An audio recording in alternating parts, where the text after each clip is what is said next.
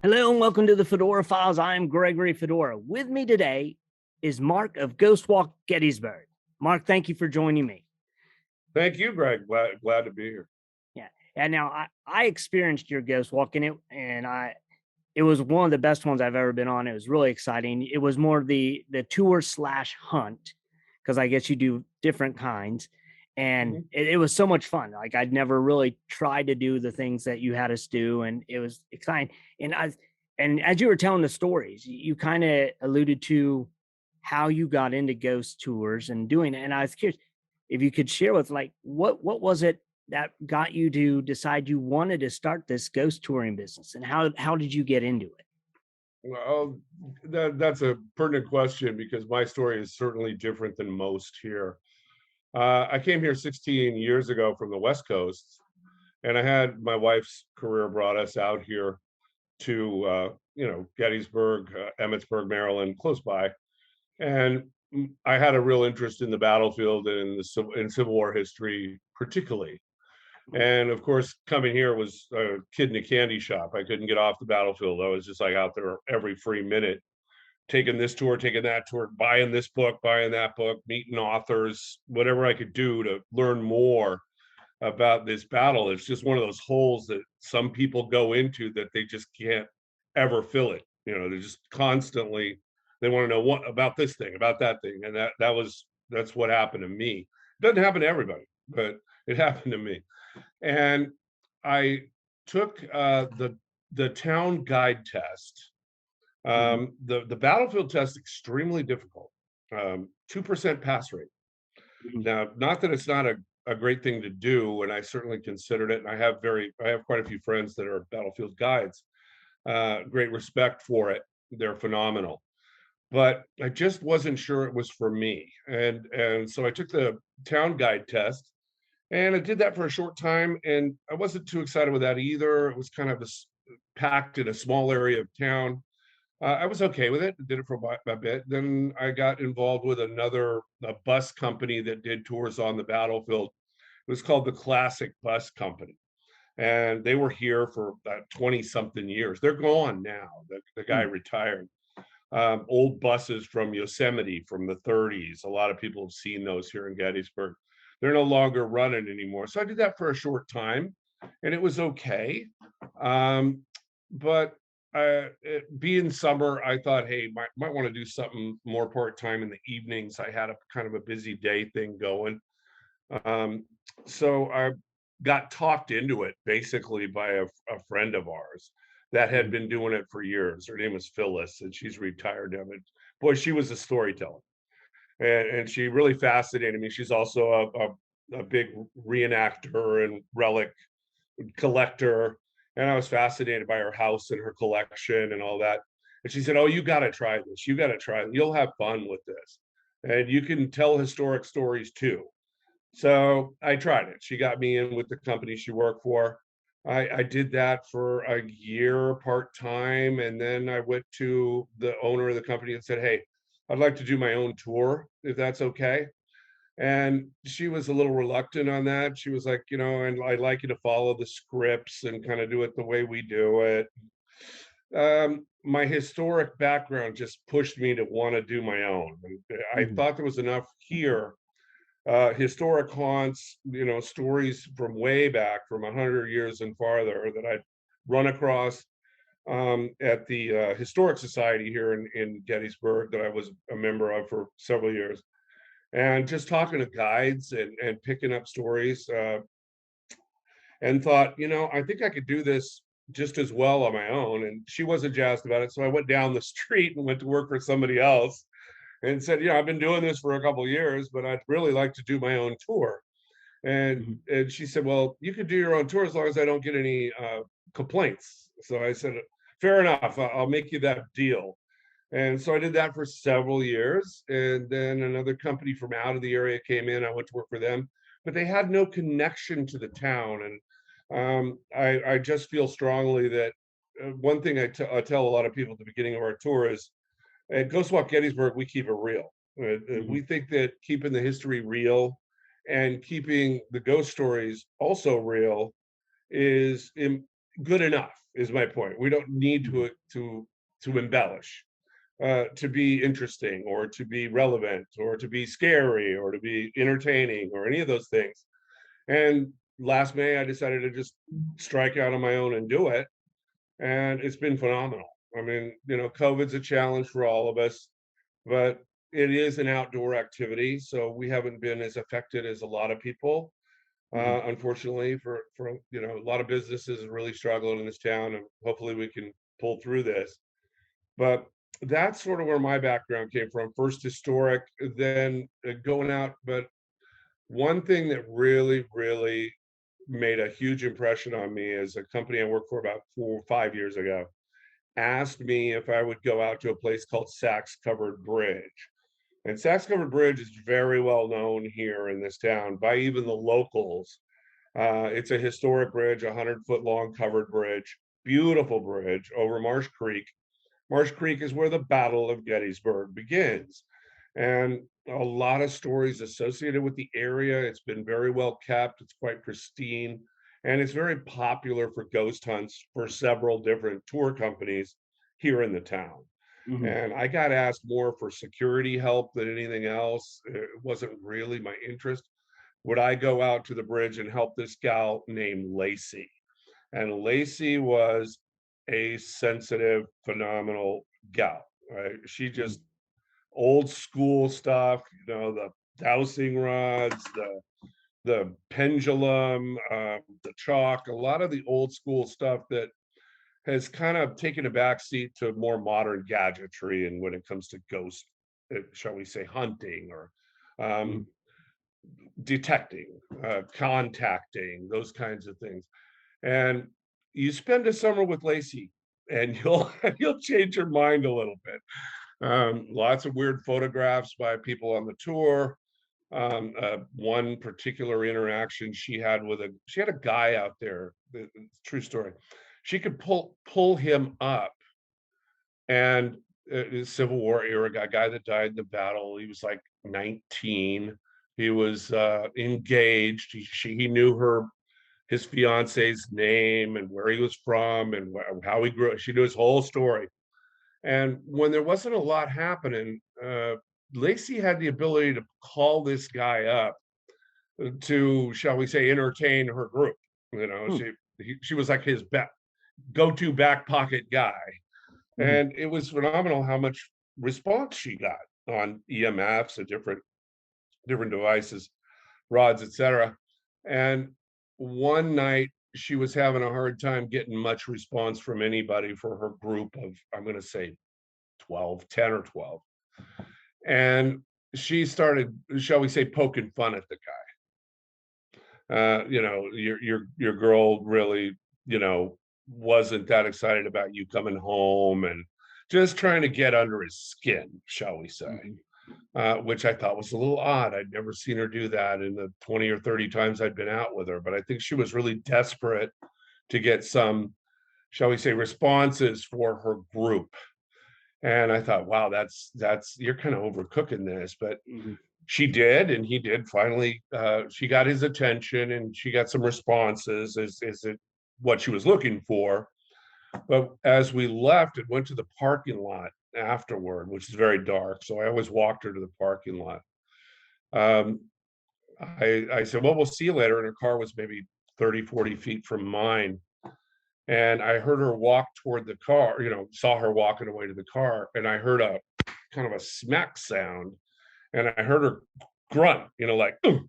And I turned to my flashlight, dug it out of my pocket, and turned it. I said, you all right? I thought maybe she'd fallen or, Mhm. ran into her car or I didn't know what.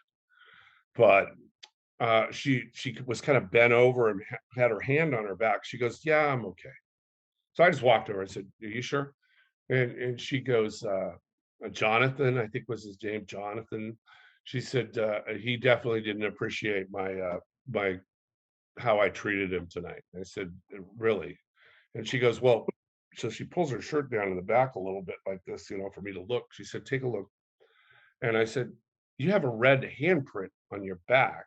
I said, Mhm. but it's only 3 fingers. And she goes, oh, you never heard that story? He lost 2 fingers at the Battle of Bull Run or something like that. Oh, I said, wow. "Oh, okay, sure." That's It's crazy. crazy.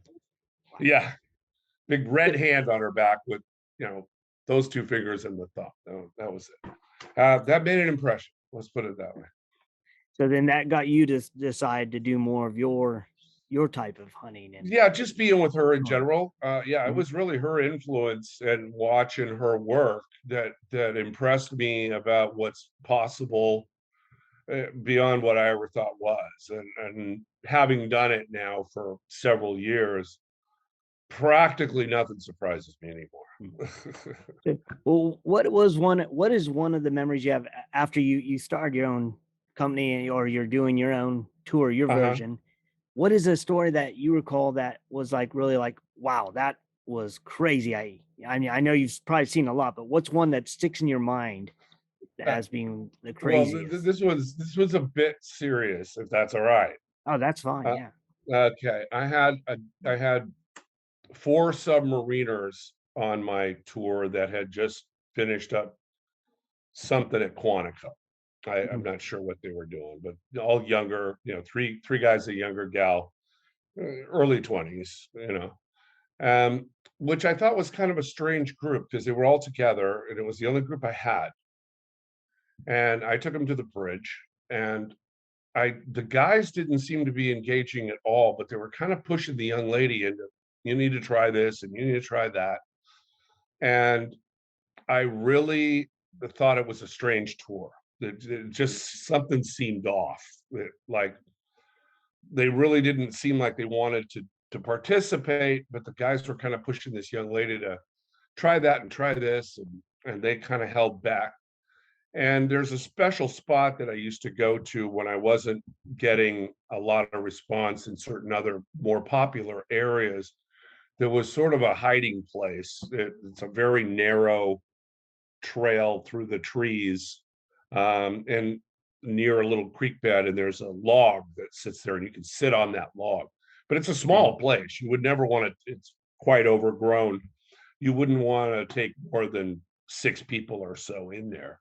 And it was Mhm. just what, 4 of them, 3 guys and a young lady. And we got finally down in there. I said, "Hey, this is kind of our last chance. If we're going to get anything today, going on, this is the place to do it." And she sat on the log and she was using the dowsing rods, I believe, if I remember right. It's been a couple years ago. Um, and suddenly started just talking, like she was talking to somebody. And the guys kind of backed me up and they said, "This is what we're waiting for." I go, "Okay." So they're kind of we're kind of moving out of the area, give her some space. Mhm. And she kept talking and couldn't hear her. I was far enough away I couldn't hear what she was saying.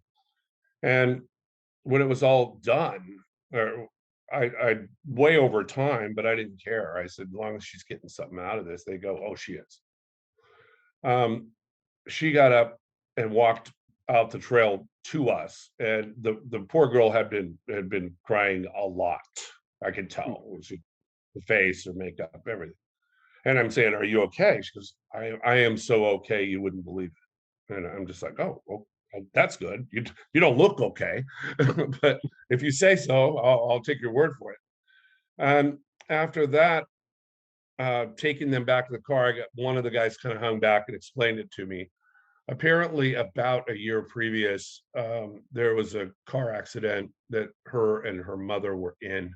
And this has been enough years ago that I doubt very seriously it'll never get back around to it. So I'm not worried about it. Um, and that she she was driving, and apparently the mother passed at the scene. Mhm. And she felt at fault, even though she was not found at Mhm. fault. And it had bothered her a lot. Understandable. I mean, I get it. Um, but what this connection was, and what she told me, was that her mother had been trying to let her know for some time that it was fine, everything was fine where she is. Everything's great. She understands. She doesn't hold anything against the daughter. It's all good. But she was trying to get her attention for months and months, and she just wouldn't sit still long enough for her to do it. Mm, That's what it came down to. In other words, I've been here, you're not trying to yeah. talk to me. And that's understandable. In Mm, other words, it gave her that moment to have that interchange, which meant the world to her. And the other guys were just like, that's exactly what we were hoping for. They obviously knew something about it. mhm. So she had confided in them, I assume, about it. So, it's sort of one of those moments where you go, wow, that's crazy. Yeah, That's that hard to is. believe. Yeah, Yeah, but true it's story. it's really exciting too at the same time, and kind of interesting to see that by coming to you and doing your tour, it gave her a moment to just Mhm. stop, and then she could actually get through this. And Yeah, and I think yeah, that it doesn't just happen. That's happened many times. I've mm, had that similar things many times. Um, right, you'll have somebody on a tour that you think just they're not engaged. Somebody drug them along. They really don't want. They're not really interested in this. mhm, And at the end, when you're walking back, they're like, I can't believe what yeah, what I just felt, did, whatever. It happens a lot, and I think it's not necessarily because of where we go or how we do it. I really believe, just as much as anything else, that people just don't take a minute, mhm, if you know what I'm saying, to yeah, just listen or yeah, speak to the universe, so to speak. yes, And that's one thing about that, without going into too much about what one person believes or what another person believes. I try to keep that open, and I say, you be the judge, mhm, and not define what one person's belief system is versus another. When we talk about what we call evidence, if you've heard of mhm, that, yes, there's photographic evidence, there's audio evidence, there are certain things that you can record for future reference or to share with others. mhm, And some people, I think, get a little over creative with that, and some people are way too cynical. mhm, There's a lot of stuff I've seen that's awfully hard to explain. yeah. I mean, Yeah, you got to take it and with an open mind, kind of look at it, and yeah, obviously you can take it either way. But like I think, like I try to when I hear different stories about like ghosts or even like cryptid monsters, whatever. I like to hear the story from the person who said they saw it or experienced, and kind of hear it, and I enjoy hearing them. And I I I may have not seen what they saw or experienced it, but they did see or experience something, and they believe what they're telling you. I don't think most people who have these experiences aren't trying to make $1 million out off of it. It's just they've had no, this experience and they tell you about it, and then right. you can In take it fact, how in you fact, want. some are totally shocked, right? Yeah. It's the last thing they expect, Hmm. Yeah. and that's that. I find those experiences most interesting. Yeah. Is I just came along for the ride, but oh my gosh, that kind of stuff. Yeah, Yeah. for Now, sure. now you offer two different kinds of tours. We Is do. that right? Like so, because I mean, I went on the I guess it was the ghost hunt. Yeah, I well, guess we call it the walk and hunt because it's walk kind of and hunt. unique. Yeah. It, it's Hmm. it's a 50-50 sort of experience, and Hmm. people like it.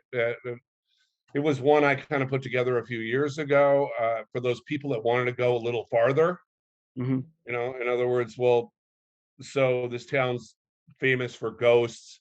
How do you communicate with them? Well, on a regular walking tour, they'll always encourage you to take pictures of windows and things like that.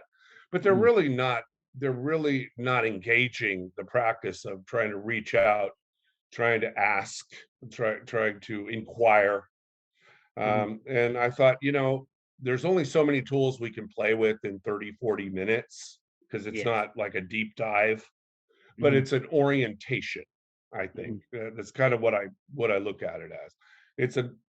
More than a ghost walk where you're walking around looking at this building, that story, those people that live there, mhm, and it's a little less than what I would call a deep dive ghost hunt with 10 different kinds of equipment.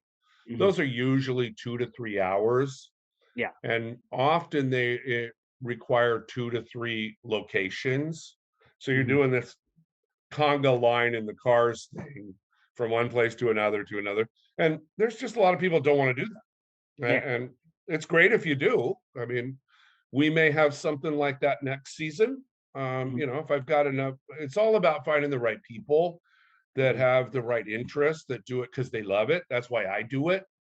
Mhm. I love the history. I love the engaging young people in the history of this town and giving them something they don't get somewhere else. There's a lot of tours, there's a lot of options here in Gettysburg. Mhm. So the historic part of my tour, I try to give them something they're not going to get on a town tour or a battlefield tour or even another ghost walking tour. And it's Mhm. more the aftermath and the citizen experience.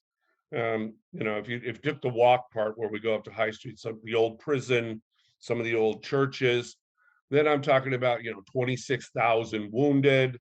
How did Mhm. 800 functional teens through adults in Gettysburg care for that many people? Yeah. And try to get them to kind of put it in their own mind. What if I had to do this? What if I had to Mhm. deal with this? What would it be like? And if I can get young people particularly engaged a little Mhm. bit in, looking at the world from a historic perspective, and then I feel like I've done something worth doing, Yeah. I really do. Yeah. But the ghost and haunt people come for the entertainment too, and I try to remember that. They don't Mhm. necessarily want another involved history lesson for an hour and a half. So, we try to kind of mix up the two together. The hunt is a little, like I said, it's a little more of an introduction to ghost, shall we say, spirit contact. Mhm. And we have a lot of people who never done anything like that. They're just like, oh, I didn't realize we were actually going to go chase them around. Yeah. Well, sort of. So it is kind of unique in that way. Yeah, I enjoyed it. Like one of the things I did enjoy about your tour is what you would go into the history of the different locations, and then kind of like even quoting different letters that the people who lived there wrote, Hmm. and then you would tell kind of the ghost story that Right. went with it, like the haunting that was there. But I loved how Right. you would kind of preface it with the history of it up into the point and be like, and now this is why. And I don't want to tell the story because I want people to Right. come hear it from you because I don't want to Right. ruin your Right. Right. tour because it like Yeah. I encourage anyone to, if you go to Gettysburg, go get with Ghost Walk Ghost Gettysburg Walk Gettysburg. because Well, yeah. backstory to me as a historian of, as a novice historian, call it what you want, 15 years of books and books and books and, all the stuff. Backstory is important. I Mhm. mean, you got to have context. Yeah. And if you don't paint that background for people, they don't relate to the story very well, I don't Mhm. think. I mean, tell scary stories all day long. And, then somebody went up and down the stairs and there was a sound in the closet. You can do those all day. They're all Mhm. over the place. Yeah. Um, I I don't. We're probably not the best at the street dramatics on those kinds of on that kind of storytelling, you Mhm. know. But I will give you a lot of background on the family, the house, the history of what happened, what they went through, how they got from there to why do we have an issue with this house? Mhm. Why is this weird house here that stands out like a sore thumb in this town when Mhm. the architecture is totally different than anything else in the area? Things like that. And Yeah. uh, you can never hit a home run with everybody. You could just Yeah. try to hit a sweet spot and enjoy what you're doing. And if your reviews are, if people are coming back and saying, I enjoyed the experience, then there you go. Yeah. Exactly. Exactly. It's Yeah. great. Can't So please you're everybody. yeah. So you're saying in the next year you're hoping to add possibly an even deeper ghost uh Yes. Yes. hunt. So We're that's where excited your about it. goals are next. Is that now? Yeah, I think so. I think we're looking at maybe an earlier tour Mhm. where some folks that really don't want to stay out until 10 o'clock, Mhm. that Yeah. don't mind the fact that it's not dark yet, but Yeah. close. And you know how that changes by season. Mhm. It's dark now at 7, but Yes. Exactly. so if I start a 7 o'clock tour in July, it's not going to be dark till 8:15. So Mhm. um, I think we'll try an earlier tour because I have had a lot of people that had some interest in it. And I think that with this ghost couple that I have that have so much experience and so many great ideas, and Mhm. it's crazy not to use them. I think we'll be making some investment in some heavy duty ghost, shall we say, hunting equipment. Mhm. The gear matters when you're getting Yes. into that end of it. Yeah. I still think there are certain old school things that are unbeatable. I just do, and I always will. Yeah. And they do too. But people that are that are going on a 2.5 hour excursion, they want to have those higher end, shall we say, video type experiences that they can, Yeah. get behind. Yeah. People The are just stuff they very see on TV. techy. Yeah. Yes, yes. You gotta compete with the ghost shows, I guess, Yes, to some exactly. extent. Yeah. I'm not positive that that's necessarily better, Yeah. but we'll find out. It I'm makes it open to it. exciting, the little lights and bells and whistles Exactly. yeah. Yeah. I find it's really just exactly the opposite of that. That's the most interesting Oh yeah. myself. Yeah. Oh, I thought what you did was fascinating. I'd never Yeah, experienced the good. like the dowsing rods. I'd never even messed with those, and Yeah, doing that for the first. they go back to like the 5th century. Yeah.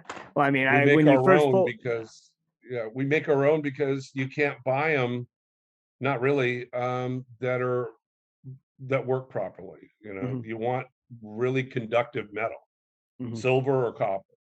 Yeah. Anything else is way less responsive. Oh, Like the ones that's you buy on good. eBay for 20 Yeah. bucks, or the souvenir shops, the brass ones. I've tested them. I mean, we go out and test this stuff. So That's awesome. So, yeah. so if someone wants to come on the tour, what's the best way to get a hold of you guys? Like it's through Ghost Walk Facebook or Gettysburg, Ghost Walk? ghostwalkgettysburg.com. We're also on Yeah. Facebook. All right. I'll Ghost be Wa- sure I'll put all those links in this so people yeah, can great. like Ghost click Walk and go around. Gettysburg on Facebook. Mhm. Yeah. Or ghostwalkgettysburg.com. All right. Either one of those. Awesome. You can find us on TripAdvisor and all of those, but Yeah. the best way is to go straight to us. Then you don't have a lag in what might be available. Mhm. Occasionally we'll run into one of those where they'll overbook us, like Yeah. third party ticket resellers. Occasionally we'll Mm. have a glitch with them. We just had one the other day. It was really a mess. And it was only 7 or 8 people, but it really kind of messed up their trip, and Yeah. I felt really bad about it. Yeah. But it wasn't really us. So Yeah. you got to have those people, though. Oh, definitely. Definitely. Yeah. Well, I want to thank you for coming on. I Oh told you I yeah, wasn't going to keep you too I like long, your and podcast very much. I It's will very thank you very interesting. much. And I definitely Yeah. when you do start your next chapter on like what like when you do open up the excursions and stuff, I'd love to have Yeah. you come back on and tell us about it. And Yeah. Some video, again, maybe. Yeah. yeah, definitely send video, and definitely want to have you back. I'd love for you to have you and Chip together, because I know he Okay. has way more questions he'd love to ask you than he gave me Absolutely. some Well, things to ask. And but yeah, I he'd definitely. have a blast, like he said. He'd have a blast with Mark and Tara. I'm sure. That's Oh what we yeah. got to do. We got to get him out here. Get him. Oh How yeah. far away? That's not terrible far for him. Occasionally, right? No. Over the He next like season. yeah, he'll definitely be back. So I'll make sure to Yeah, that he we're gonna hooks up with close. you. We're gonna let it go after about November 21st, Mhm. and then we're back probably April. Okay. Hey. I've done winter tours. I'll be honest, it's not fun. It's not yeah, it gets too cold. So Yeah. People are like, when is it over? When is it over? yeah, You thought you wanted to do this, didn't you? yeah, yeah. And the icy streets and everything else. It's not for me. No, I've definitely. done it, but I'd prefer not. So And for those of you listening or watching, check out Ghost Walk Gettysburg. Go to the website, go on Facebook. As I said, I'm going to have all the links below. You can go click them and then go and set up a time to go. You will not regret it. It'll be one of the most exciting, interesting, fun times. It definitely was one of the best ones I've been on, and I've been on quite a few. And as always, stay safe and keep searching.